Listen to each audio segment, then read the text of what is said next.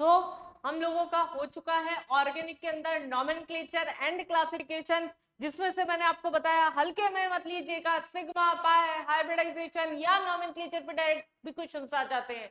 दूसरा हमने यहाँ पर क्या लिया था, हम ले चुके हैं आइसोमेरिज्म। आइसोमेरिज्म जेई मेंस के अंदर क्योंकि इस बार अच्छा कंटेंट लेके गया है, हर एक शिफ्ट में जनवरी अटेम्प्ट में एक क्वेश्चन आपका ऑलमोस्ट बैठा था, तो आप आइसोमेरिज्म भी अच्छे से करके जाइए। नेक्स्ट जिससे आपको थोड़ा सा डर लगता है, लेकिन जो ऑर्गेनिक के फिक्स क्वेश्चन है वो हम स्टार्ट करने वाले हैं, जनरल ऑर्गेनिक केमिस्ट्री, जिसके अंदर हम acidic character, basic character, carbocation, anion, inductive effect, hyperconjugation, ये सारी टर्म्स जो हो गई उसको हम फटाफट से यहाँ पर ले लेंगे। सबसे पहले अगर हम बात करते हैं जनरल ऑर्गेनिक केमिस्ट्री जो है, वो आपके पास में बला क्या है, जीओसी जो हम बोलते हैं जनरल ऑर्गेनिक केमिस्ट्री। हम पहले फ्लो देख लेते हैं कि ऑर्गेनिक को आगे किस पैटर्न में जाया जाएगा। हर टीचर का ऑर्गेनिक डिलीवर करने का तरीका क्योंकि अलग होता है, तो अगर आप मेरे को कंप्लीटली फॉलो कर रहे हैं तो मैं एक पैटर्न बता देती हूँ आपको कि हम किस तरीके से ऑर्गेनिक में चलने वाले हैं। कोई भी रिएक्टेंट है ये फर्दर कन्वर्ट होता है आपका यहाँ पर इंटरमीडिएट में, और इंटरमीडिएट में कन्वर्ट होने के बाद में ये आपका क्या है, यहाँ पर प्रोडक्ट के अंदर कन्वर्ट होता है। ये हमारे पास में ऑर्गेनिक का एक सीधा साधा था पैटर्न है, और यहाँ पर अटैक करने वाली जो स्पीशीज होती है उसको हम क्या बोलते हैं, रीएजेंट बोलते हैं। अब पहले तो हम टर्म्स देख लेते हैं इसके अंदर किसको क्या बोलते हैं, कौन क्या काम करता है, ये हम देख लेते हैं यहाँ पर। सबसे पहले अगर हम बात करती है यहाँ पर रिएक्टेंट की, तो ये ब्रेक कैसे हो रहा है, इसका क्लीवेज क्या है, ब्रेक डाउन ऑफ बॉन्ड किस तरीके से यहाँ पर हो रहा है, हम बोल रहे हैं cleavages break down of bond in reactant. ये आपका क्या होता है, दो टाइप का होता है, आइदर होमोलाइटिक और हेट्रोलाइटिक।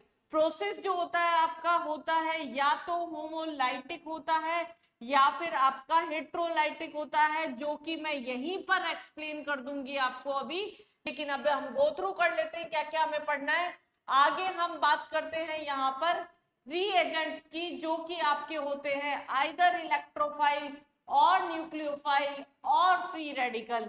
इनमें से कोई भी चीज जो कि आपकी यहाँ पर अटैक कर रही है रिएक्टेंट के ऊपर, उसको हमने क्या बोल दिया, इलेक्ट्रोफाइल बोल दिया। इंटरमीडिएट्स आपको सबको पता होंगे, यहाँ पर इंटरमीडिएट्स क्या होते हैं आपके, आइदर कार्बोकेटायन, आपका कार्बोकेटायन हो गया, आपका कार्बो एनायन हो गया, यहाँ पर आपका फ्री रेडिकल हो गया, इसके अलावा आपका कार्बीन हो गया, एंड नाइट्रीन हो गया, और बेंजीन लाइन हो गया।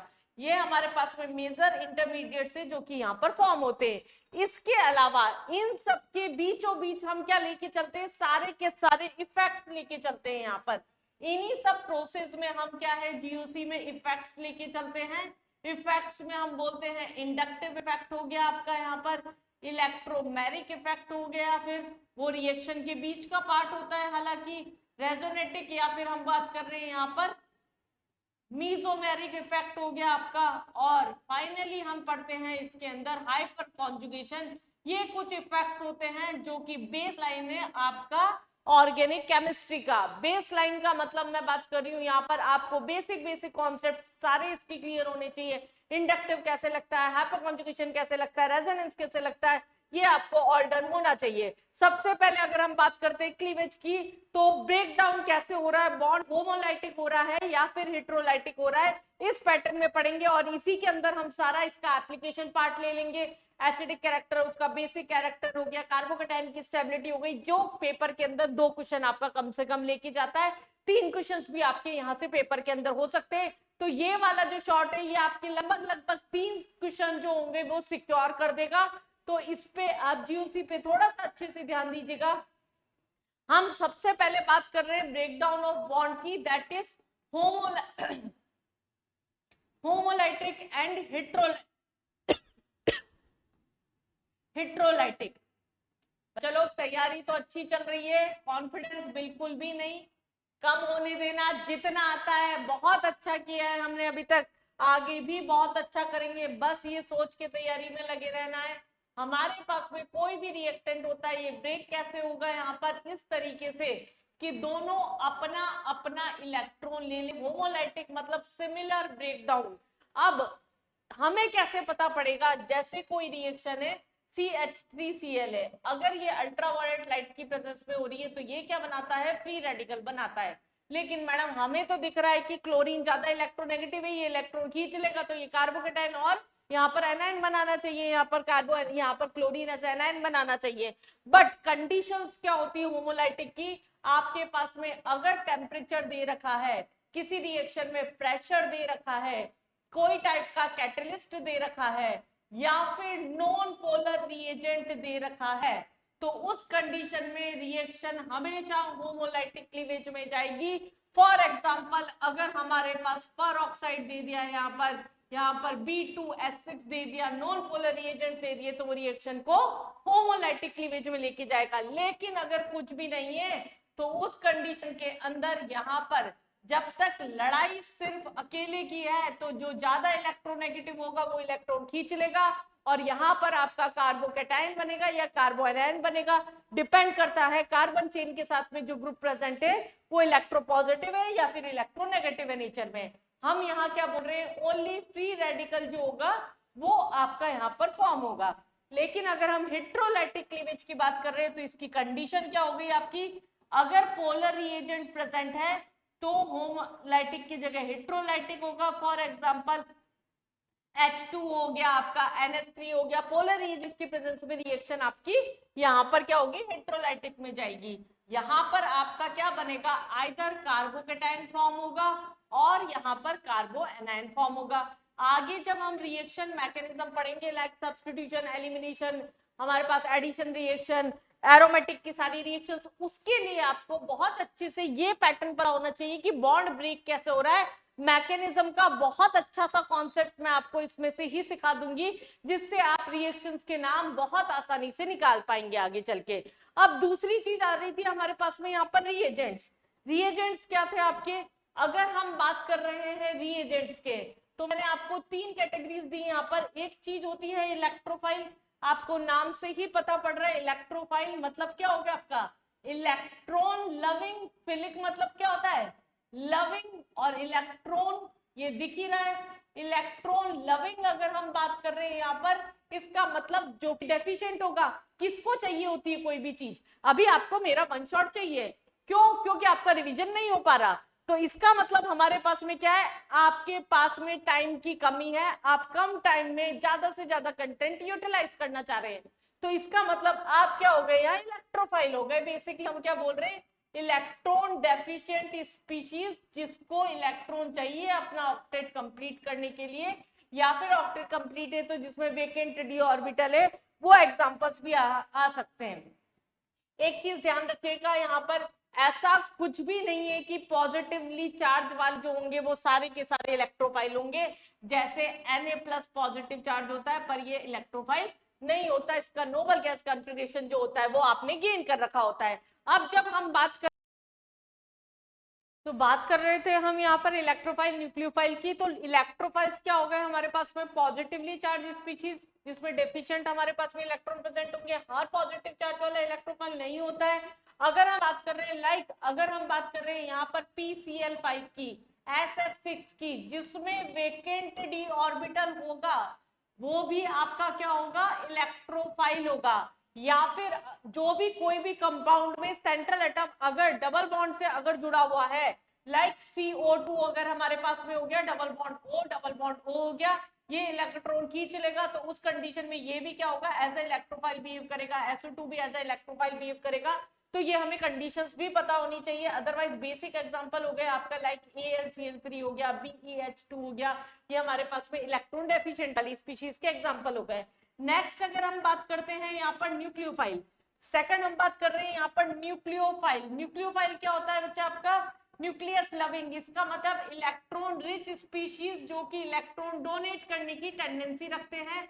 फॉर एग्जांपल जिसके ऊपर लोन पेयर आ रहा होगा, अगर हम बात कर रहे हैं फॉर एग्जांपल H2O हो गया आपका, NH3 हो गया, अल्कोहल के कोई भी एग्जांपल हो गए, मतलब ROH हो गया, ईथर हो गया आपका, अमाइन हो गया आपका, जिसमें सेंट्रल एटम पे लोन पेयर है, ऑक्टेट कंप्लीट है और वो लोन पेयर आपका डोनेट करने की टेंडेंसी रख रहा है। तो उसको हमने क्या बोल दिया यहाँ पर, इलेक्ट्रो न्यूक्लियोफाइल बोल दिया, या फिर इलेक्ट्रॉन रिच स्पीशीज हो गई, जैसे इथीन हो गया हमारे पास में, मतलब हम बोल सकते हैं एल्कीन हो गया, एल्काइन हो गया, या फिर बेंजीन हो गया, ये सब क्या हो गए आपके एज ए न्यूक्लियोफाइल बिहेव करेंगे।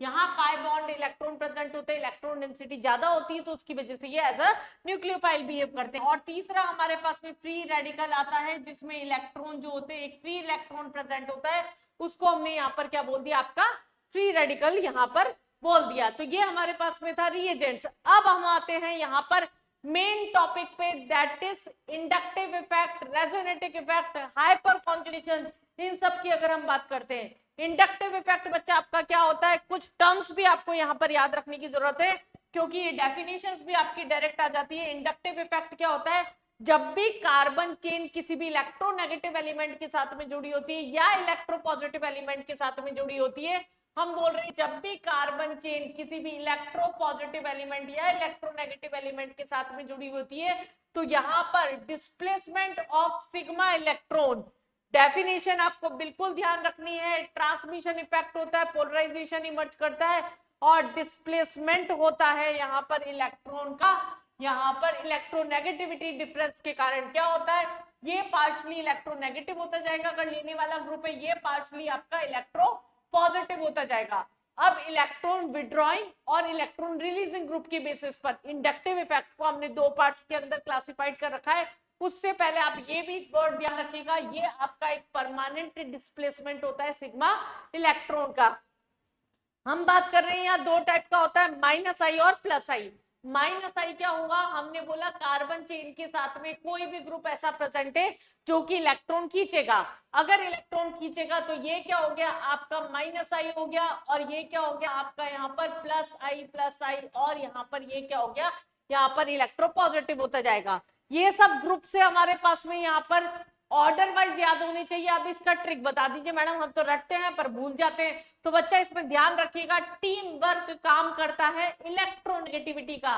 ध्यान से समझना, मैं कैसी ट्रिक बता रही हूँ यहाँ पर, फोन कॉल कर से फिर बंद साइलेंट अलाउ, ये हमारे पास इलेक्ट्रोनेगेटिविटी का ऑर्डर है जो कि ऑर्गेनिक के अंदर हमारे पास काम आता है। अब इसमें हैलोजन के साथ कोई टीम नहीं है, इसे हटा दीजिए। सेकंड मोस्ट इलेक्ट्रोनेगेटिव आपका ऑक्सीजन आ रहा है, ऑक्सीजन हमारे पास में आ रहा है, तो उसके कंपाउंड्स यहाँ पर ऑर्डर में नहीं दे रखे, जैसे OR3 हमारे पास में आ रहा है प्लस, फिर OH हमारे पास में प्लस आ रहा है, तो ये सबसे पहले ऑर्डर में आ जाएंगे। इसके बाद में नाइट्रोजन हमारे पास में आ रहा है, तो नाइट्रोजन की टीम देख लीजिए NR3, फिर NH3SO2, ये हमारे पास में आ गया। फिर कार्बन वाली टीम हेलोजन फिर हटा दीजिए, वो अकेला रहता है तो उसके साथ में न होगा। फिर CN में triple bond double bond COH आ गया, फिर जाके हमारे पास में हेलोजन आते हैं, फ्लोरीन क्लोरीन ब्रोमीन आयोडीन। इस तरीके से आप माइनस आई का ऑर्डर याद रख सकते हैं। प्लस आई की आपकी ट्रिक क्या है, प्लस आई के अंदर हमें क्या याद रखना है, कार्बन वाले सारे प्लस आई करते हैं except O minus, U minus and NH2 minus, इन पे नेगेटिव चार्ज होता है, उसकी वजह से ये क्या करते हैं, इलेक्ट्रॉन कार्बन चेन में दे देते हैं। बाकी सारे 3 degree 2 degree 1 degree deuterium hydrogen ये जो होते हैं प्लस आई इफेक्ट आपका शो करते हैं। यहाँ पर क्या है, कार्बन चेन के साथ में यहाँ पर माइनस आई की जगह प्लस आई ग्रुप है, ये इलेक्ट्रॉन रिंग में देंगे, ये देंगे और देंगे, तो इसको इलेक्ट्रोनेगेटिव करते जाएंगे करते जाएंगे करते जाएंगे, और ये इलेक्ट्रो पॉजिटिव होता है। अब 2-3 कार्बन ही हम इंडक्टिव इफेक्ट को जनरली अप्लाई करते हैं। Inductive effect is inversely proportional to distance, जितना डिस्टेंस बढ़ता जाएगा उतना हमारे पास में यहाँ पर इफेक्ट जो होगा आपका वो क्या होता जाएगा, कम होता जाएगा। यहाँ पर हमारे पास कुछ एग्जांपल्स हमारे यहाँ पर ले रखे हैं। दूसरा अगर हम बात करते हैं यहाँ पर रेजोनेंस की, एप्लीकेशन पार्ट में एक साथ लूंगी, एसिडिक कैरेक्टर बेसिक कैरेक्टर सब मिला जुला के कैसे देखते हैं। सबसे पहले हम बात कर लेते हैं यहाँ पर रेजोनेटिक इफेक्ट या रेजोनेंस क्या होता है। रेजोनेंस क्या होता है, जब भी लुईस स्ट्रक्चर जो बेसिक हम बनाते हैं, पाई बॉन्ड के डीलोकलाइजेशन के बाद में कितने नंबर ऑफ पॉसिबल स्ट्रक्चर्स बन सकते हैं, दैट आर रेजोनेटिक और कैनोनिकल स्ट्रक्चर्स, जिनका एनर्जी लेवल सेम होता है और वो कंपैरेटिवली हाइब्रिड से लेस स्टेबल होते हैं। हाइब्रिड क्या होता है आपका, इनके बीच में स्ट्रक्चर ऐसा एग्जिस्ट करता है जो हर पाई बॉन्ड की डीलोकलाइजेशन की आपकी पॉसिबिलिटी बताता है। ये हमारे पास में जैसे डबल बॉन्डिंग, यहाँ पर ये इलेक्ट्रॉन लेगा, ये देगा, तो यहाँ पर पॉजिटिव चार्ज आ गया, यहाँ नेगेटिव आ गया। या फिर ऐसा भी हो सकता है कि रोटेशन उल्टा होता, कि ये ले लेता, क्योंकि इलेक्ट्रोनेगेटिविटी तो दोनों तरफ सेम है, तो ये आपका दूसरा स्ट्रक्चर बन जाएगा। तो इसको हमने क्या बोल दिया यहाँ पर, रेजोनेटिक। तो ऑर्गेनिक के अंदर आपके रेजोनेंस की कंडीशन क्या हो सकती है, एक लाइन में अगर मैं सिंगल लाइन में अगर आपको ये याद करा दूं, तो पाई बॉन्ड कॉन्जुगेशन में, मतलब ऑल्टरनेशन में, ऑर्गेनिक के अंदर कॉन्जुगेशन वर्ड जब यूज हो रहा है, दैट मींस ऑल्टरनेशन में अगर प्रेजेंट है, किस किस के, अगर हम बोल रहे हैं कॉन्जुगेशन के अंदर प्रेजेंट है यहाँ पर पॉजिटिव चार्ज के, नेगेटिव चार्ज के, ऑड नंबर ऑफ इलेक्ट्रॉन के और लोन पेयर के, तो वो क्या करेंगे, वहां पर रेजोनेंस आराम से कर देंगे। हम एग्जांपल से समझते हैं हमारी बात को। Pi bond is in conjugation, is pi bond, तो ये कॉन्जुगेशन कर देगा। डबल बॉन्ड है, पॉजिटिव चार्ज है, ये इलेक्ट्रॉन देगा, यहाँ पॉजिटिव चार्ज आ जाएगा। अगर ये लोन पेयर है, ये फिर इलेक्ट्रॉन देगा, तो इसे देना पड़ेगा, ये लेगा तो नेगेटिव चार्ज आ जाएगा। Double bond free radical case में ये इधर से गएगा, तो यहाँ पर एक आपका फ्री रेडिकल हो गया। अगर यहाँ नेगेटिव है तो नेगेटिव देने की टेंडेंसी रखेगा, तो ये लेगा, तो यहाँ पर नेगेटिव, यहाँ डबल बॉन्ड आ जाएगा। तो बेसिकली हम सीधा सीधा अगर बोले, double bond is in conjugation with, अगर हम बात कर रहे हैं यहाँ पर double bond is in conjugation with double bond, positive charge, negative charge, free radical और लोन पेयर, तो वो सब क्या करेंगे, रेजोनेंस कर देंगे। आपको कोई भी कंपाउंड देखते से पता पड़ना चाहिए कि क्या ये रेजोनेंस करेगा। फॉर एग्जांपल अगर मैं बात कर रही हूँ यहाँ पर D double bond N O की, क्या ये रेजोनेंस करेगा, हाँ बिल्कुल करेगा। अगर मैंने स्ट्रक्चर खोल के नहीं बनाया होता शायद आप कंफ्यूज हो जाते, ये इलेक्ट्रॉन देगा, इलेक्ट्रोनेगेटिव है, यहाँ पर डबल बॉन्ड आ जाएगा, ओ नेगेटिव हो गया, और यहाँ क्या हो गया, कोऑर्डिनेट हो गया। इस तरीके से यहाँ पर हमारे पास में क्या है, ये स्ट्रक्चर बहुत आसानी से बनाए जा सकते हैं। अब रेजोनेंस का काम क्या है, सबसे ज्यादा स्टेबिलिटी फैक्टर देखने के लिए सबसे ज्यादा हम रेजोनेंस को यूज करते हैं। जितनी ज्यादा स्टेबिलिटी देखनी होती है, रेजोनेंस को हम कंसीडर कर रहे हैं, तो जितने रेजोनेटिक स्ट्रक्चर उतनी ही ज्यादा स्टेबिलिटी। अब इसी के साथ एक वर्ड लेते हैं, रेजोनेंस इफेक्ट या मेसोमेरिक इफेक्ट। ये क्या होता है, आपका परमानेंट इफेक्ट होता है, जो कि पाई इलेक्ट्रॉन की शिफ्टिंग को, डीलोकलाइजेशन को मल्टीपल बॉन्ड्स में, lone pair, positive negative charge के ऑल्टरनेशन में इजीली बता देता है। इसको हम कॉन्जुगेट इफेक्ट भी बोलते हैं यहाँ पर। अब ये भी हमारे पास में प्लस आर और माइनस आर आपका दो टाइप का होता है। माइनस आई इफेक्ट या माइनस आर इफेक्ट क्या होता है, जब भी इलेक्ट्रॉन विड्रॉइंग ग्रुप, हम क्या बोल रहे हैं, जैसे अगर बेंजीन रिंग है हमारे पास, ध्यान से समझिएगा, अगर कोई NO2 ग्रुप है, ये हमारे पास ऑर्थो पैरा डायरेक्टिंग वाले कॉन्सेप्ट में बहुत ज्यादा काम आने वाला है, इसलिए आप ध्यान से समझिएगा। इसे 5 स्ट्रक्चर हमने बना के रख लिए बेंजीन के, ये हमने 5 स्ट्रक्चर बना के रख लिए। यहाँ पर ये इलेक्ट्रॉन लेगा, तो इस पे क्या आ गया, O नेगेटिव आ गया, और यहाँ कोऑर्डिनेट है ही, हमने यहाँ पर O नेगेटिव ले लिया, ये नेगेटिव है, यहाँ O नेगेटिव है हमारे पास में, और कोऑर्डिनेट है, और ये दोबारा घूम के क्या होता है, यहाँ पर सिंगल बॉन्ड हो जाता है, ये डबल बॉन्ड, और ये कोऑर्डिनेट यहाँ पर इस तरीके से बन जाता है। अब रोटेशन कैसे हो रहा है, यहाँ देखिए, ये इधर गया तो यहाँ नेगेटिव चार्ज आया, डबल बॉन्ड, ये इधर गया तो यहाँ नेगेटिव चार्ज आया, यहाँ डबल बॉन्ड, फिर इसने लिया तो यहाँ नेगेटिव चार्ज आया, यहाँ सॉरी यहाँ पर इसने लिया था, इसने दिया था, तो ये पॉजिटिव चार्ज आएगा, तो ये लेगा, तो यहाँ भी पॉजिटिव, यहाँ भी पॉजिटिव, और फिर ये दोबारा अपने इलेक्ट्रॉन्स जो होगा, यहाँ पर जो डबल बॉन्ड आए थे, ये दोबारा ले लेगा, तो उस कंडीशन में यहाँ पर ये आया और ये आया, तो उस कंडीशन में यहाँ क्या हो गया, रिंग स्ट्रक्चर कंप्लीट हो गया। और इस तरीके से अब देखिए, ऑर्थो और पैरा पे यहाँ इलेक्ट्रॉन डेंसिटी बढ़ रही है, तो जितने भी माइनस आर वाले ग्रुप होंगे जो कि इलेक्ट्रॉन खींच रहे हैं रिंग में से, वो क्या होंगे, मेटा डायरेक्टिंग होते हैं। मेटा डायरेक्टिंग क्यों होते हैं, क्योंकि इलेक्ट्रॉन डेंसिटी यहाँ पर अपने आप ही मेटा पे इंक्रीज हो जाती है, तो ये क्या हो जाएंगे, आपके मेटा डायरेक्टिंग ग्रुप्स हो जाएंगे। ऑर्डर आपको याद होना चाहिए। और अगर हम बात कर रहे हैं यहाँ पर माइनस आई के अलावा प्लस आई की, प्लस आर की सॉरी, तो प्लस आर के अंदर अगर हम बात करते हैं यहाँ पर, तो वो ही स्ट्रक्चर बना लेते हैं दोबारा 5। एक एक एग्जांपल में दोनों के इसलिए समझा रही हूँ क्योंकि आपके ऑर्थो पैरा और मेटा डायरेक्टिंग के अंदर ये बहुत काम आएंगे। प्लस आर माइनस आर वाले ग्रुप, जो प्लस आर वाले ग्रुप होते हैं वो आपके क्या होते हैं, यहाँ पर प्लस आर वाले ग्रुप जो होते हैं ortho para directing. For example अगर हमारे पास यहाँ OH है, ये लोन पेयर है, ये इलेक्ट्रॉन रिंग में देगा, तो यहाँ डबल बॉन्ड आ गया, देने वाला है, ये पॉजिटिव हो गया, ये वापस दो O पॉजिटिव हो गया, यहाँ पर भी O पॉजिटिव H हो गया। इसने जब इलेक्ट्रॉन दिया, बेंजीन था, ये इधर इलेक्ट्रॉन गया, यहाँ नेगेटिव चार्ज, ये डबल बॉन्ड, फिर इसने दिया यहाँ पर, तो यहाँ डबल बॉन्ड, यहाँ नेगेटिव चार्ज, फिर इसने दिया यहाँ पर, इसने दिया यहाँ पर नेगेटिव डबल बॉन्ड, फिर ये यहाँ गया और ये यहाँ पर गया। तो उस कंडीशन के अंदर ये पूरा का पूरा आपका रोटेशन जो हो गया यहाँ पर कंप्लीट हो गया। तो बेसिकली ऑर्थो और पैरा डायरेक्टिंग हमारे पास में हम यहाँ से निकाल सकते हैं। ये जो ऑर्थो पैरा पे इलेक्ट्रॉन इंक्रीज कर रहे हैं, they are ortho para directing groups. ये एक इंपॉर्टेंट कॉन्सेप्ट है इलेक्ट्रोफिलिक सब्स्टिट्यूशन रिएक्शन का। स्टेबिलिटी ऑफ रेजोनेटिक स्ट्रक्चर हम यहाँ पर निकाल सकते हैं उसी से। और तीसरी टर्म आती है हमारी हाइपर कॉन्जुगेशन।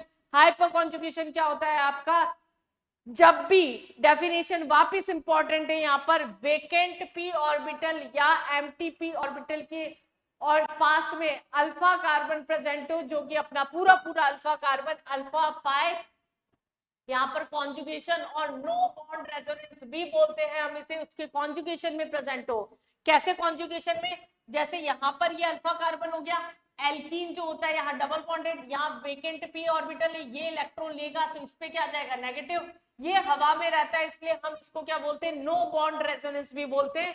ये डबल बॉन्ड, सिंगल बॉन्ड यहाँ शिफ्ट हो गया, डबल बॉन्ड यहाँ। अगर 3 अल्फा है तो यहाँ 3 हाइपर कॉन्जुगेटिंग स्ट्रक्चर बन जाएंगे। तो एल्कीन की स्टेबिलिटी को हम एक्सप्लेन करते हैं on the basis of hyper conjugation. Again ये इंपॉर्टेंट कॉन्सेप्ट होने वाला है जब हम एलिमिनेशन रिएक्शन करेंगे और मेजर प्रोडक्ट देखते हैं, तो वहां पर हाइपर कॉन्जुगेशन से ही मेनली एल्कीन की स्टेबिलिटी देखते हैं। ओवरलैपिंग एग्जांपल बता रखा है यहाँ। सिमिलरली कार्बोकैटायन भी कर सकते हैं, सिमिलरली फ्री रेडिकल भी कर सकते हैं। तो एप्लीकेशन वाइज अगर हम बात करते हैं हाइपर कॉन्जुगेशन की, तो हाइपर कॉन्जुगेशन से हम क्या क्या निकाल सकते हैं, यहाँ पर हाइपर कॉन्जुगेशन से हम निकाल सकते हैं यहाँ पर एल्कीन की स्टेबिलिटी, कार्बोकैटायन की स्टेबिलिटी और फ्री रेडिकल की स्टेबिलिटी डायरेक्टली प्रोपोर्शनल होती है हाइपर कॉन्जुगेशन के। फॉर एग्जांपल एक कंपाउंड है हमारे पास में, ये एक कंपाउंड है ये, और आपका ये एक कंपाउंड है ये। अगर हम अल्फा काउंट कर ले इसमें तो हाइपर कॉन्जुगेटिंग स्ट्रक्चर आराम से निकाल सकते हैं। यहाँ पर ये CH3 है, मतलब आपका 3 अल्फा है तो 3 हाइपर कॉन्जुगेटिंग स्ट्रक्चर बन जाएंगे। यहाँ से 6 हाइपर कॉन्जुगेटिंग स्ट्रक्चर बन जाएंगे। यहाँ से आपके टोटल 9 हाइपर कॉन्जुगेटिंग स्ट्रक्चर बन जाएंगे। अगर मैं इसे नाम दे दूं ABC, तो उस कंडीशन में ऑर्डर क्या हो जाएगा, C देन B देन यहाँ पर A। सिमिलरली कार्बोकैटायन हो 3 डिग्री 2 डिग्री 1 डिग्री, तो सेम केस हो जाएगा। अगर 3 डिग्री कार्बोकैटायन है तो यहाँ 9 हाइपर कॉन्जुगेटिंग स्ट्रक्चर बन जाएंगे। 2 डिग्री है तो यहाँ पर हमारे पास में क्या बन जाएगा, 6 हाइपर कॉन्जुगेटिंग स्ट्रक्चर बन जाएंगे। 1 डिग्री अगर है और CH3 ग्रुप चल रहा है तो उस कंडीशन में 3 हाइपर कॉन्जुगेटिंग स्ट्रक्चर बन जाएंगे। इसी से हम एक एप्लीकेशन और लेके चलते हैं यहाँ पर, इसका हीट ऑफ हाइड्रोजनेशन, यहाँ पर जो कि एल्कीन के अंदर ही काम आने वाला है। आपका हीट ऑफ हाइड्रोजनेशन किसी भी एल्कीन का हाइपर कॉन्जुगेटिंग स्ट्रक्चर के डायरेक्टली नहीं, इनवर्सली प्रोपोर्शनल होता है। जितना ज्यादा stable alkene, heat of hydrogenation जो होता है आपका उतना ही कम होता है। ये सब हमारे पास एप्लीकेशंस हो गई यहाँ पर हाइपर कॉन्जुगेशन की। अब सबसे पहली चीज हम इंडक्टिव से, रेजोनेटिक से, ये सबसे क्या क्या निकाल सकते हैं। सबसे पहली बात की जाए तो यहाँ पर सबसे पहले हम स्टेबिलिटी निकाल सकते हैं। किस किस की, कार्बोकैटायन की स्टेबिलिटी निकाल सकते हैं, फ्री रेडिकल की स्टेबिलिटी निकाल सकते हैं, और यहाँ पर कार्बो एनायन की स्टेबिलिटी भी निकाल सकते हैं।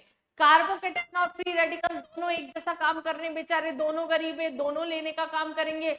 तो इसका मतलब ये क्या होगा, आपका डायरेक्टली प्रोपोर्शनल होगा प्लस आई के, और इनवर्सली प्रोपोर्शनल होगा यहाँ पर आपका माइनस आई इफेक्ट के। डायरेक्टली प्रोपोर्शनल होगा प्लस आर के, और इनवर्सली प्रोपोर्शनल होगा यहाँ पर माइनस आर के। जितना ज्यादा प्लस आई उतना ही ज्यादा कार्बोकैटायन की स्टेबिलिटी बढ़ती है, फ्री रेडिकल की स्टेबिलिटी बढ़ती है, और अगर हाइपर कॉन्जुगेशन है तो उसके भी डायरेक्टली प्रोपोर्शनल होता है। ये हमारे पास कार्बोकैटायन और फ्री रेडिकल की बात हुई। लेकिन अगर हम कार्बो एनायन की बात करेंगे तो ये इलेक्ट्रॉन रिच है। स्टेबिलिटी की ही अगर इनकी बात की जाती है, स्टेबिलिटी की, तो ये रिच है। तो उस कंडीशन के अंदर इनवर्सली प्रोपोर्शनल होता है प्लस आई के, डायरेक्टली प्रोपोर्शनल होता है माइनस आई के, इनवर्सली प्रोपोर्शनल माइनस आर के, और डायरेक्टली प्रोपोर्शनल यहाँ पर हमारे पास में, सॉरी ये उल्टा लिख दिया मैंने यहाँ पर, इसमें directly proportional to minus R plus R और inversely proportional to minus R. इसीलिए जो ऑर्गेनिक एलिफेटिक कंपाउंड का ऑर्डर चलता है वो क्या होता है आपका 3 degree 2 degree 1 degree on the basis of plus I and hyperconjugation. यहाँ हाइपर कॉन्जुगेशन नहीं होता है कार्बन आयन में, ऑर्डर आपका होता है 1 degree 2 degree 3 degree. This is on the basis of inductive effect. ये आपका एक एप्लीकेशन पार्ट हुआ कार्बोकेटायन एनायन और फ्री रेडिकल की स्टेबिलिटी का। दूसरा आपका जो इंपॉर्टेंट क्वेश्चन है यहाँ पर वो आता है एसिडिक और बेसिक कैरेक्टर। अगर हम बात कर रहे हैं एसिडिक कैरेक्टर की, अगर हमें बात की जाती है किसी भी कंपाउंड की, तो एसिडिक कैरेक्टर आपका डायरेक्टली प्रोपोर्शनल होगा माइनस आई के, इनवर्सली प्रोपोर्शनल होगा माइनस आर के डायरेक्टली प्रोपोर्शनल, प्लस आर के इनवर्सली प्रोपोर्शनल, के ए की वैल्यू के डायरेक्टली प्रोपोर्शनल और पी के ए की वैल्यू के इनवर्सली प्रोपोर्शनल। इस ऑर्डर में हम एसिडिक कैरेक्टर के क्वेश्चंस करते हैं। फॉर एग्जांपल अगर मैं बात करूं, अगर नॉर्मल कंपाउंड है एक OH है और यहाँ पर भी OH है, अगर कोई NO2 ग्रुप है, अगर कोई खींचने वाला ग्रुप प्रेजेंट है, तो ये क्या करेगा इलेक्ट्रॉन डेंसिटी यहाँ पर कम कराएगा, लेगा लेगा लेगा, ये H+ आसानी से भग लेगा, जबकि यहाँ CH3 इलेक्ट्रॉन देने की टेंडेंसी रखेगा, इसको होल्ड करके रखेगा। इसका मतलब B का एसिडिक कैरेक्टर आपका क्या है A के कंपेयर में ज्यादा हो जाएगा। अगर हम बात कर रहे हैं एलिफेटिक और एरोमेटिक अगर फिनॉल की, तो फिनॉल का एसिडिक कैरेक्टर आपका ज्यादा होता है ड्यू टू रेजोनेटिक इफेक्ट। यहां से जब H+ रिलीज हो जाएगा तो यहां से जो फिनो ऑक्साइड आयन बनता है वो ज्यादा स्टेबल होता है एज कंपैरेटिवली एल्को ऑक्साइड आयन के। एल्को ऑक्साइड आयन जो फॉर्म हो रहा है उसके कंपेयर में फिनो ऑक्साइड आयन जो होता है वो ज्यादा स्टेबल होता है, और उसके कारण रेजोनेटिक स्ट्रक्चर के कारण यहाँ पर क्या होता है हमारे पास में स्टेबिलिटी बढ़ जाती है और एसिडिक कैरेक्टर इसका ज्यादा होता है। अगर हम यहाँ पर Ka का ऑर्डर पूछते हैं इस क्वेश्चन में, डायरेक्टली प्रोपोर्शनल टू Ka क्यों बोला बच्चा, क्योंकि अगर कोई आपने आयनिक पढ़ा होगा तो वहां पढ़ा होगा Ka इज इक्वल टू क्या होता है H+ और A- के कंसेंट्रेशन के डायरेक्टली प्रोपोर्शनल, मतलब Ka is directly proportional to acidic character and pKa क्या होता है आपका नेगेटिव लॉगरिथम ऑफ Ka। इसका मतलब Ka की वैल्यू ज्यादा तो pK की कम। न्यूमेरिकल्स में क्वेश्चंस में आपके बहुत ऐसा पूछा जाता है मैक्सिमम pK, मिनिमम pK या मैक्सिमम Ka, मतलब आपका एसिडिक कैरेक्टर पूछा है। Ka का ऑर्डर अगर हम इसी एग्जांपल में बात कर रहे हैं तो B का A से ज्यादा होगा, लेकिन अगर pKa की वैल्यू बात कर रहे हैं तो A का B के कंपेयर में ज्यादा होगा। अगर हमारे पास में एरोमेटिक कंपाउंड है और इसके केसेस की अगर हम बात करते हैं, फॉर एग्जांपल या तो फिनॉल है या कार्बोक्सिलिक एसिड है, इन्हीं का एसिडिक कैरेक्टर होगा। तो इसका ट्रिक बता देती हूं, अगर हमारे पास में फिनॉल है, अगर यहाँ जो ग्रुप प्रेजेंट है वो -R वाला है या -I वाला है, इधर जो ग्रुप है या तो +R वाला है या +I वाला है या हाइपर कॉन्जुगेशन वाला है, तो आपका एसिडिक कैरेक्टर का ऑर्डर इस तरीके से आप आराम से कर सकते हैं। इनके सबके रीजंस होते हैं। अगर कोई खींचने वाला ग्रुप है, जैसे अगर मैं बोल रही हूँ OH है, यहाँ पर NO2 ग्रुप है, अगर हमारे पास में यहाँ पर OH है और यहाँ पर Cl है, अगर मैंने बोला यहाँ पर सिंपल OH है और यहाँ पर मैंने बोला यहाँ पर OH के साथ में CH3 दे दिया, ये कॉमन क्वेश्चन के पैटर्न के क्वेश्चन से जो कि आपके बहुत ज्यादा यहाँ पर आते हैं। एसिडिक कैरेक्टर क्या है, ये क्या करेगा खींचेगा इलेक्ट्रॉन, -R भी करेगा और -I भी करेगा। तो इसका मतलब सबसे ज्यादा होगा हैलोजेंस के केस में। हमें ध्यान रखना है कि +R के ऊपर -I, केवल इस केस के अंदर -I होता है +R पे डोमिनेट करता है, तो ये -I करेगा तो ये एसिडिक कैरेक्टर बढ़ाएगा। यहाँ कुछ भी नहीं है, ये हाइपर कॉन्जुगेशन कर रहा है टॉलिन, या फिर अगर हम बात करें +I कर रहा है तो उस कंडीशन के अंदर, सॉरी +R कर रहा है, देने वाला ग्रुप होगा, तो उस कंडीशन में ये क्या करेगा इसका एसिडिक कैरेक्टर बड़ा कम कर देगा। तो ऑर्डर आपका यही हो जाएगा। या मैं फिनॉल का अगर आपको ट्रिक बताऊं तो फिनॉल की आपकी ट्रिक है, अगर कोई भी -R वाला ग्रुप है सबसे पहले ले लो, फिर -I वाला, फिर नॉर्मल फिनॉल को ले लो, फिर उसके बाद हाइपर +I वाला, फिर हाइपर कॉन्जुगेशन वाला, और फिर यहाँ पर +R वाला, ये सब तो हो जाएंगे आपके इनवर्सली प्रोपोर्शनल, और वो जो हो जाएगा वो हो जाएगा आपका डायरेक्टली प्रोपोर्शनल। अब कार्बोक्सिलिक एसिड के अंदर क्या चीज बदल जाती है, कार्बोक्सिलिक एसिड के अंदर भी आपका सेम ऑर्डर रहता है, क्योंकि है तो एसिड ही, काम तो सेम करेगा, काम यहाँ पर सेम करेगा, COHA COHA COHA। यहाँ हमारे पास में हर केस के अंदर क्या है, इधर क्या हो सकता है आपका माइनस आर हो सकता है, माइनस आई हो सकता है, कुछ भी नहीं हो सकता, प्लस आर हो सकता है, प्लस आई हो सकता है, हाइपर कॉन्जुगेशन हो सकता है। तो ऑर्डर तो यही चलना है। फिर मैडम इसमें नई क्या बात है, आपने क्यों टाइम खराब किया इस टाइम पे? नहीं, यहीं पर सारा गेम है। यहाँ पर अगर कोई भी ग्रुप प्रेजेंट है, कोई भी ग्रुप प्रेजेंट है, तो यहाँ पर ये ऑर्थो इफेक्ट शो करता है। कार्बोक्सिलिक एसिड में स्टेरिक इफेक्ट या ऑर्थो इफेक्ट कभी भी प्रेजेंट होगा तो वो एसिडिक कैरेक्टर सबसे ज्यादा करता है। तो ऑर्डर आपका हो जाएगा फिर माइनस आर, फिर माइनस आई, फिर नॉर्मल, फिर उसके बाद में inversely proportional to plus R, inversely proportional to plus I and inversely proportional to hyperconjugation. ये हमारे पास में यहाँ पर ओवरऑल इसके अंदर कहानी चलती है कार्बोक्सिलिक एसिड की। अब एरोमेटिक कंपाउंड्स, एंटी एरोमेटिक और नॉन एरोमेटिक समझ लेते हैं, उसके बाद हम ले पाएंगे कार्बोकैटायन एनायन की स्टेबिलिटी। ये एक कॉमन क्वेश्चन है आपका, बहुत आता है हकल्स रूल के बेसिस पर। एरोमेटिक कंपाउंड्स क्या होते हैं, नॉन एरोमेटिक क्या होते हैं, एंटी एरोमेटिक क्या होते हैं, जो कि साइक्लिक होने चाहिए, साइक्लिक रेजोनेंस फॉलो करनी चाहिए और हमारे पास प्लेनर होने चाहिए। एक बार के लिए हम टेबल देख लेते हैं फटाफट से। एरोमेटिक कंपाउंड क्या होते हैं, साइक्लिक होने चाहिए आपके, साइक्लिक होने चाहिए, प्लेनर होने चाहिए, मतलब sp2 हाइब्रिडाइज्ड हो, और मेन चीज है हकल्स रूल को फॉलो करे। हकल्स रूल मतलब 4n+2 पाई इलेक्ट्रॉन जिसके अंदर प्रेजेंट होंगे।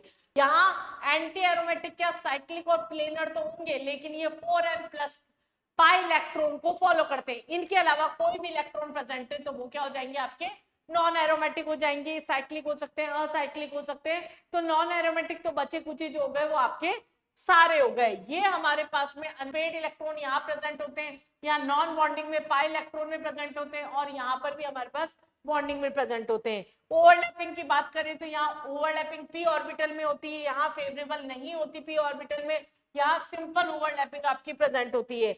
रेजोनेटिक एनर्जी इसकी क्या होती है, सबसे ज्यादा होती है, इसकी 0 होती है, ये मीडियम होती है। इसका मतलब अगर हम स्टेबिलिटी की बात करेंगे तो एरोमेटिक सबसे ज्यादा होंगे, फिर नॉन एरोमेटिक होंगे, फिर आपके एंटी एरोमेटिक होंगे। ये ऑर्डर लिख रखा है, इससे भी आपके काफी क्वेश्चन सॉल्व होंगे, इसलिए ध्यान रखिएगा। Aromatic then non aromatic then anti aromatic हमारे पास में यहाँ पर होते हैं। अब इसके एग्जांपल्स की बात कर लेते हैं, थोड़ा सा समझा देती हूँ कि कैसे इनको अप्लाई करते हैं। जैसे अगर हमारे पास ये कंपाउंड है, डबल बॉन्ड हो गया, नेगेटिव हो गया, नेगेटिव है मतलब एक लोन पेयर है, उसे रेजोनेंस में काउंट करते हैं।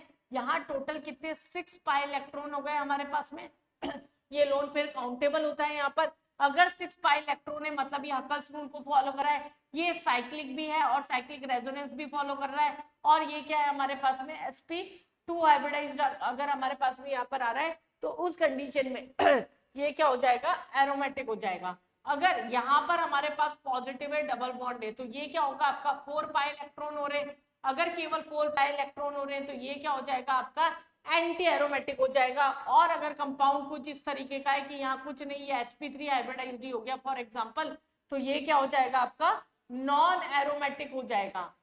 इतनी बेसिक कंडीशन आपको पता होनी चाहिए। इसके अलावा एक जो इंपॉर्टेंट चीज, अगर जैसे नाइट्रोजन है यहाँ पर डबल बॉन्ड है, अगर लोन पेयर है तो अगर लोन पेयर है तो कहाँ होगा, 2 इलेक्ट्रॉन है, अगर हमारे पास में H भी लगा हुआ है यहाँ पर तो एक लोन पेयर जो बाहर होगा ये रेजोनेंस में पार्टिसिपेट आपका नहीं करेगा। लेकिन अगर इसकी जगह सल्फर है आपके पास में, एक लोन पेयर अंदर होता है, एक लोन पेयर बाहर होता है, और इस कंडीशन में ये रेजोनेंस में पार्टिसिपेट करेगा, तो ये आपका एरोमेटिक होगा, ये आपका एरोमेटिक नहीं होगा। तो ये कुछ स्पेशल केसेस है जो कि आपको यहाँ पर याद रखने हैं। एनिलीन, ये कुछ स्पेसिफिक केस के बाद में एनिलीन जो हो गया, ये क्या होता है, जो भी हमारे पास में बेंजीन रिंग के बाद में बीच में से जुड़े हुए नहीं है, एनिलीन बेंजीन को बोल रहे हैं हम एरोमेटिक 6, ठीक है। अगर 8 कार्बन की रिंग है तो उसको हमने क्या बोल दिया, नॉन एरोमेटिक। अगर यहाँ बीच में बॉन्ड नहीं है, 10 कार्बन की रिंग है, तो ये क्या होता है, नॉन एरोमेटिक होता है। बाकी एग्जांपल्स आपके सीधे हैं। एग्जाम्पल कौन सा सीधा नहीं है मैडम, आपने ये क्यों लिया, ये वाले केस को समझाने के लिए मैंने ये लिया।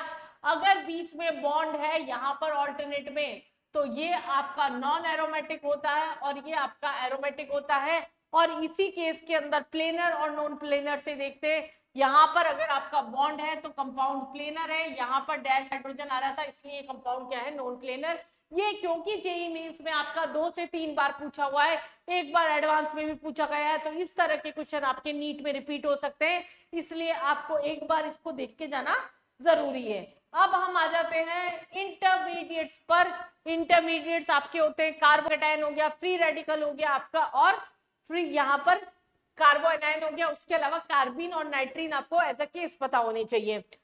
कार्बोकेटायन क्या होते हैं, पॉजिटिवली चार्ज कार्बन जिसमें बॉन्डिंग के बाद 6 इलेक्ट्रॉन हो, sp या फिर हमारे पास में sp2 हाइब्रिडाइज्ड ये हो सकते हैं, उनको हमने क्या बोल दिया, कार्बोकेटायन बोल दिया।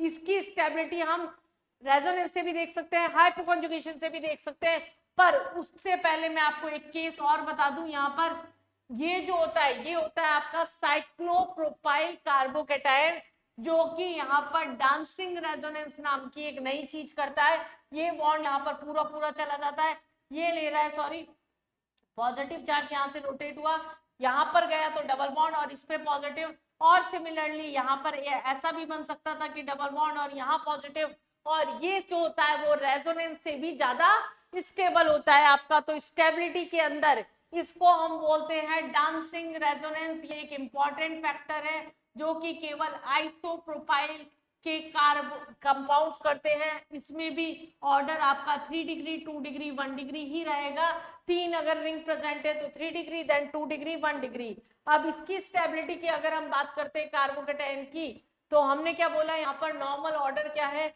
ऑर्डर नहीं है, मैं ऑर्डर लिख के दे देती हूँ आपको क्योंकि वो बहुत ज्यादा इंपॉर्टेंट है। यहाँ पर फ्री रेडिकल और कार्बोकेटायन की स्टेबिलिटी दोनों की एक साथ ही ले लेते हैं, काम करते हैं, क्योंकि दोनों में सेम इफेक्ट चलता है।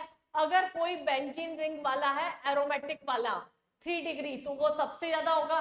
फिर उसके बाद में C6H5 हमारे पास में है CH पॉजिटिव होल ट्वाइस, तो उसके बाद होगा C6H5 CH2 पॉजिटिव, उसके बाद होगा कोई रेजोनेंस वाला है CH2 double bond CH2 positive, ये उसके बाद होगा, और एलिफेटिक है 3 डिग्री 2 डिग्री 1 डिग्री। ये आपका ऑर्डर हो जाता है कार्बोकेटायन का। अगर हम बात कर रहे हैं ये क्या हो गया आपका कार्बोकेटायन का ऑर्डर हो गया, और ऑर्डर किसके बेसिस पर चल रहा है, यहाँ पर रेजोनेंस के बेसिस पर चल रहा है। आपका ऑर्डर किसके बेसिस पर चल रहा है, यहां तक आपका क्या लग रहा है, रेजोनेंस लग रहा है, और यहां से आपका क्या लग रहा है, प्लस आई और हाइपोकॉन्जुगेशन लग रहा है। और इन सब से आगे आपका जो आएगा वो क्या आएगा, इस केस के अंदर साइक्लोप्रोपाइल कार्बोकेटायन डांसिंग रेजोनेंस की वजह से 3 डिग्री 2 डिग्री 1 डिग्री। ये हमारे पास में यहाँ पर स्पेशल केस से कलर थोड़ा सा खराब हो गया, कोई बात नहीं, आप थोड़ा सा देख लीजिएगा। अगर इसी केस में अगर यहाँ पर डॉट है, यहाँ पर डॉट है, यहाँ पर डॉट है, यहाँ पर डॉट है, यहाँ डॉट है, यहाँ डॉट है, यहाँ डॉट है, तो फ्री रेडिकल का भी यही ऑर्डर हो जाएगा। इसको छोड़कर केवल फ्री रेडिकल में आइसोप्रोपाइल कार्बोकेटायन का केस नहीं बनता। नहीं दिख रहा होगा, मैं थोड़ा सा मेहनत कर ही लेती हूँ। ये क्या आपका 3 degree then 2 degree then 1 degree, और यहाँ पर ऑर्डर हमने रेजोनेंस और हाइपोकॉन्जुगेशन से किया। और कार्बोकेटायन में क्या होगा, कार्बो एनायन का भी हम बात कर लेते हैं। कार्बो एनायन क्या होते हैं, negatively charge species having sp sp2 और sp3 हाइब्रिडाइजेशन। अगर हम स्टेबिलिटी की बात करते हैं, जितना ज्यादा नेगेटिव चार्ज डबल बॉन्ड या ट्रिपल बॉन्ड पे होगा स्टेबिलिटी आपकी उतनी ही कम होगी। स्टेबिलिटी माइनस आई से देखते हैं या प्लस आर से देखते हैं, और डीलोकलाइजेशन ऑफ चार्ज मतलब रेजोनेंस के थ्रू देखते हैं हम। यहाँ पर ऑर्डर यहाँ पर भी एरोमेटिक का तो 3 डिग्री 2 डिग्री 1 डिग्री ही रहेगा। अगर हम बात कर रहे हैं C6H5 होल, यहाँ पर अगर हम बात कर रहे हैं थ्राइस C नेगेटिव, फिर C6H5 whole twice CH negative, और C6H5 CH2 नेगेटिव। ये ऑर्डर तो आपका सेम रहना है, लेकिन एलिफेटिक का ऑर्डर आपका क्या होगा, यहाँ पर CH3 CH2 नेगेटिव, देन उसके बाद CH3 whole twice CH negative, then 3 degree that is CH3 whole thrice C negative. ये यहाँ पर प्लस आई के इफेक्ट के बेसिस पर, ये रेजोनेंस स्ट्रक्चर के बेसिस पर ही। तो आपको ये सारे स्टेबिलिटी ऑर्डर बहुत अच्छे से आने चाहिए। डायरेक्ट क्वेश्चन से आपके पेपर के जो सीधे सीधे यहाँ पर पूछ लिए जाते हैं। अब कार्बीन क्या होता है, सीधी सीधी बात है, कार्बीन एक लोन पेयर और 2 बॉन्ड पेयर, इसको हम क्या बोलते हैं, कार्बीन। CH3 किसी को याद आ रहा होगा, CCl2। अगर आपको याद आ रहा है, अगर आपने ऑर्गेनिक बहुत अच्छे से पढ़ रखी है, आप मेरे लेक्चर्स केवल रिवाइज करने के लिए देख रहे हैं बच्चा लोगों, तो सोच के बताइएगा पहले कि कार्बीन किस में एज अ इंटरमीडिएट बनता है। एक नेम रिएक्शन पढ़ते हैं हम, याद आ रही होगी आपको, रिमर टिमन रिएक्शन हो गई हमारे पास, कॉल्बे हो गई, उसके अंदर हमारे पास कार्बीन जो होता है वो एज अ इंटरमीडिएट बनता है। नाइट्रीन क्या होता है आपका, एक लोन पेयर, हमारे पास 2 लोन पेयर और यहाँ एक बॉन्ड पेयर, ये हमारे पास में नाइट्रीन होता है। ये कुछ स्पेसिफिक नेम रिएक्शन में हमारे पास इंटरमीडिएट बनते हैं। तो ये हमारे पास में बेसिक सारा आइडिया हो गया, acidic character, basic character, aromatic, non aromatic, सब कुछ हमने यहाँ पर ले लिया। अब हम इसके न्यूमेरिकल्स की मतलब क्वेश्चंस की बात करते हैं। नीट में किस टाइप के क्वेश्चंस आपके यहाँ पर आए हुए हैं। Methyl group attach to a positively carbon charge, हमारे पास मिथाइल ग्रुप जुड़ा हुआ है किसके साथ में, carbon having positively charge stabilize by किस से, अगर CH2 पॉजिटिव इससे जुड़ा हुआ है तो हम कार्बोकेटाइन को मेनली हाइपर कॉन्जुगेशन से कर सकते हैं। तो हाइपर कॉन्जुगेशन आपका सीधा आंसर था। कितना डायरेक्ट सा क्वेश्चन था, बहुत ही आसान क्वेश्चन, और वो भी 2024 का क्वेश्चन है आपका री का। कंपाउंड्स इज लीस्ट बेसिक, हमने बेसिसिटी अमाइंस की नहीं पढ़ी। अमाइंस की बेसिसिटी क्या होती है आपकी 3 डिग्री, कोई ना, मैं अमाइंस वाले चैप्टर में लास्ट में करा दूंगी उसको। Basicity directly proportional to plus I होगा, inversely proportional to minus I होगा। यहाँ पर 2 NH2 ग्रुप है हमारे पास में, बेसिसिटी पूछी है, 2 NH2 ग्रुप है, 2 NH2 ग्रुप, ये तो कॉमन है। मतलब हमें किससे देखना है, यहाँ प्रेजेंट होने वाले ग्रुप से। ये इलेक्ट्रॉन खींचेगा, बेसिसिटी कम करेगा, पॉजिटिव चार्ज है, ये नहीं खींचेगा। यहाँ पर पाई बॉन्ड है, यहाँ लोन पेयर है, ये भी पॉजिटिव चार्ज है, तो ये दोनों में बेसिसिटी कम करेंगे। हमें क्या पूछा था यहाँ पर, लीस्ट बेसिक पूछा था, ये पॉजिटिव चार्ज वाला आपका क्या हो गया यहाँ पर, लीस्ट बेसिक कंपाउंड हो गया। मोस्ट स्टेबल कार्बोकेटाइन, कार्बोकेटाइन की स्टेबिलिटी या तो हम प्लस आई से या रेजोनेंस से या फिर हाइपरकॉन्जुगेशन से देख रहे थे। कोई एरोमेटिक कंपाउंड यहाँ पर नहीं नजर आ रहा है मुझे, इसका मतलब मैं हाइपरकॉन्जुगेशन लगा दूं यहाँ पर। हाइपरकॉन्जुगेशन की अगर हम बात करते हैं, यहाँ से अगर हम बात कर रहे हैं तो ये रेजोनेंस भी शो कर रहा है और हाइपरकॉन्जुगेशन भी कर रहा है। यहाँ से हाइपरकॉन्जुगेशन कर रहा है, यहाँ से अगर हम बात कर रहे हैं तो हाइपरकॉन्जुगेशन, और यहाँ से एक तरफ से रेजोनेंस केवल और हाइपरकॉन्जुगेशन। तो सबसे ज्यादा स्टेबल आपका क्या हो गया, फर्स्ट हो गया। वहां 2 साइड से रेजोनेंस और 3 हाइपरकॉन्जुगेटिव स्ट्रक्चर आपके यहाँ पर फॉर्म हो रहे हैं। अगला अगर हम बात करते हैं यहाँ पर, अगला कंपाउंड की अगर हम बात कर रहे हैं यहाँ पर, लास्ट क्वेश्चन हम 2018 का लेके चल रहे हैं यहाँ पर। Which of the following is correct with respect to minus I effect, minus I effect के साथ में कौन सा सही है। अगर हमें ये पूछा गया है तो ऑर्डर बताना था, मैंने बोला था टीम वर्क काम करता है यहाँ पर, मतलब NH2 होगा, फिर OR होगा, फिर यहाँ पर F- हो जाएगा। बहुत ही इजी सा क्वेश्चन था यहाँ हमारे पास में। तो ये हमारे पास में क्या हो गए, GOC के लगभग जो अभी लेटेस्ट क्वेश्चन आए हुए वो हो गए। अब हम स्टार्ट करेंगे रिएक्शन मैकेनिज्म, रिएक्शंस के साथ में खेला खेली। अगर एक बार आ गई ऑर्गेनिक ढंग से तो पूरे में से पूरे नंबर आप स्कोर कर सकते हैं। ऑर्गेनिक में नंबर कटने के चांस नहीं होते, मैं परफेक्ट करा दूंगी आपके ऑर्गेनिक। लगे रहिए मेरे साथ में, चैनल को सब्सक्राइब जरूर कर दीजिए, सब्सक्राइब करके रखेंगे तभी तो आगे फिजिकल आपको मिलेगी। ऑल द बेस्ट बच्चों, अच्छे से लगे रहिए। हम स्टार्ट करने वाले हैं जल्दी ही रिएक्शन मैकेनिज्म।